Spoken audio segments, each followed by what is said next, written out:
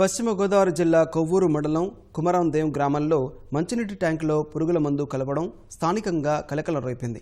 సురక్షిత మంచినీటి ట్యాంక్ ద్వారా నీళ్లు వదిలేందుకు ట్యాంక్ ఆపరేటర్ ప్రయత్నించగా నీరు వాసన రావడంతో ఈ విషయాన్ని గ్రామ కార్యదర్శి నాగేశ్వరరావుకు తెలియజేశారు. ట్యాంకు సమీపంలో పురుగుల మందు సీసాలు లభ్యమవడంతో ట్యాంకును శుభ్రం చేయించి పోలీసులకు ఫిర్యాదు చేసినట్టు నాగేశ్వరరావు తెలిపారు. ఇవాళ జరిగిన సంఘటన ఏంటంటే పొద్దున్నే మా ట్యాంక్ ఆపరేటర్ వచ్చి నీళ్ళు ఇప్పడానికి వాటర్ ఇప్పడానికి గ్రామంలోకి వచ్చాడండి. వచ్చి గేట్ వాళ్ళు ఇప్పేప్పుడు కొంచెం స్మెల్ వచ్చిందండి.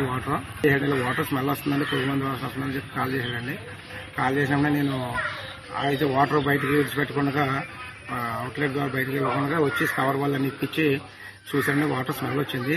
ట్యాంక్ క్లీన్ వాటర్ కవర్ వాళ్ళు ఇప్పించేసి ట్యాంక్ 3 సార్లు క్లీన్ చేయించానండి. 3 సార్లు కూడా క్లీన్ చేయించి కవర్ వాళ్ళు కూడా ఇప్పించి అవుట్లెట్లు కూడా క్లీన్ చేయించండి. ప్రభుత్వం అవుతుందో ప్రాణాపాయ స్థితి తప్పిందని జనానికి ఎటువంటి ఇబ్బంది లేదు.